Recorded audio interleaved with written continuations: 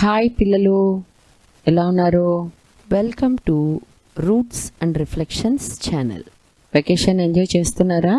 నేను స్కూల్ ఉన్నప్పుడు మీ morning routine, స్కూల్లో టైం టేబుల్, ఈవినింగ్ రొటీన్ చెప్పాను.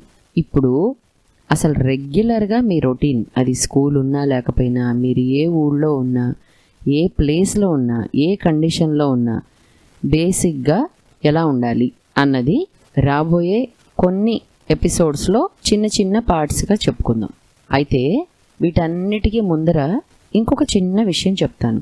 మీరు అనుకోవచ్చు, ఎందుకు ఇలాగే ఉండాలని అందరు చెప్తున్నారు, మన ఇష్టం వచ్చినట్టు ఉండొచ్చు కదా, ఆడుకోవచ్చు కదా, నాకు చదువుకోవాలని అనిపించట్లేదు. ఇలా ప్రతిసారి మనకి అనిపించినదే చేస్తూ పోతే లైఫ్లో మీరు అనుకున్నది ఏది చేయలేరు. కన్ఫ్యూజింగ్గా ఉంది కదా. చిన్నప్పుడు లేకపోతే మనకి కొంత ఆలోచన విధానం పెరిగేదాకా ఏది చెయ్యాలో ఏది చెయ్యకూడదో అన్న విచక్షణ వచ్చేదాకా మన మనసు ఎప్పుడు చెడు వైపే ఎక్కువ ఆకర్షింపబడుతుంది. అంటే అట్రాక్ట్ అవుతాం తెలియకుండానే. అప్పుడు అనిపించిందల్లా చేస్తే, అంటే అన్నీ చెడ్డ పనులే చేస్తే లైఫ్లో మీరు అనుకున్నది చేయలేరు. అంటే మీరు ఏదో ఒక ఐఏఎస్ అవ్వాలనుకున్నారు, ఒక సుప్రీం కోర్ట్ జడ్జి అవ్వాలనుకున్నారు, ఒక సైంటిస్ట్ అవ్వాలనుకున్నారు, ఒక స్పేస్లో రీసెర్చ్ చేయాలనుకున్నారు. ఇవి ఎలా అవుతారు? ఎందుకని? మొదటి నుంచి మీకు ఒక డిసిప్లిన్ లేదు, మీకు ఒక కంట్రోల్ లేదు, ఎవరు అడిగేవాళ్ళు లేరు కదా అని మీకు ఒక ధైర్యం. రెండోది, ఎవరైనా చూస్తే ఒకలాగా, చూడకపోతే ఒకలాగా. అలాంటప్పుడు ఎలా అవ్వగలరు?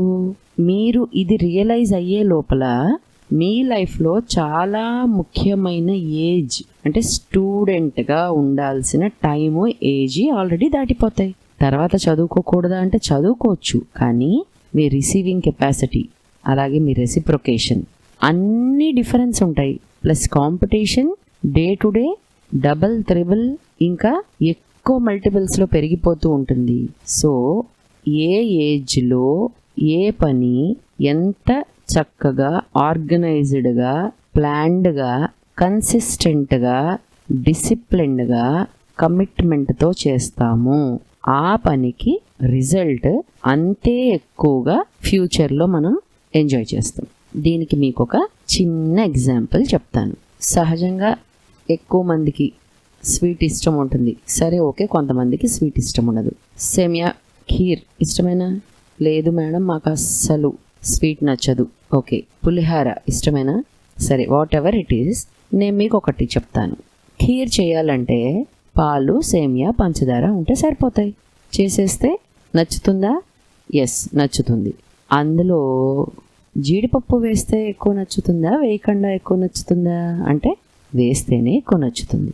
జీడిపప్పు, కిస్మిస్, బాదం పప్పు, నెయ్యి అన్నీ వేస్తే ఎక్కువ నచ్చుతుందా, ఇవన్నీ లేకుండా నచ్చుతుందా? ఇవన్నీ వేస్తేనే చాలా ఎక్కువ నచ్చుతుంది. ఇప్పుడు దానికి ఇలాచీ పౌడర్, అంటే ఏలక్కాయల పొడి వేసామనుకోండి, ఇంకా కొంచెం కుంకుమ పువ్వు కూడా వేసామనుకోండి, ఇప్పుడు అది చూడడానికి టెంప్టింగ్గా ఉంటుంది. ఫ్లేవర్ అంటే వాసన కూడా చాలా తినాలి తినాలి అనిపించేలాగా ఉంటుంది. ప్లస్ టేస్ట్ ఆటోమేటిక్గా బాగుంటుంది.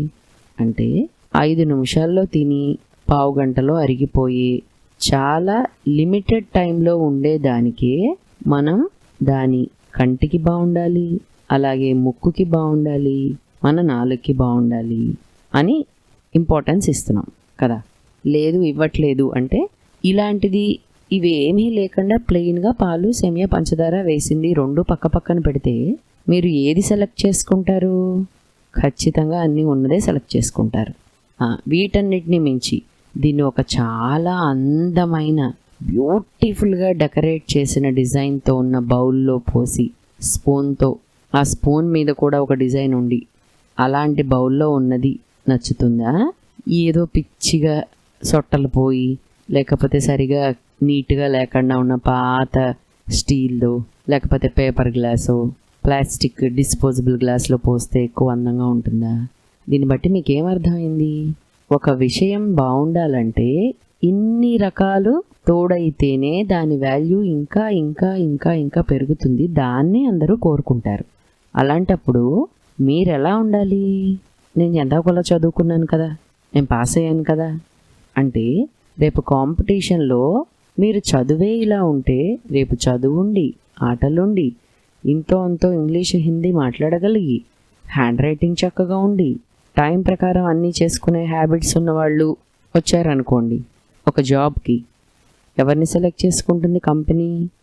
సో మీకు విషయం అర్థమైంది అనుకుంటాను. ఇక్కడ పులిహార లేకపోతే పాయసమా ఖీరా కాదు, పులిహార కూడా అంతే. ఉత్త పసుపు అన్నం కలిపి నిమ్మకాయ పిండేస్తే 4 తిరగమూత గింజలు వేస్తే ఓకేనా?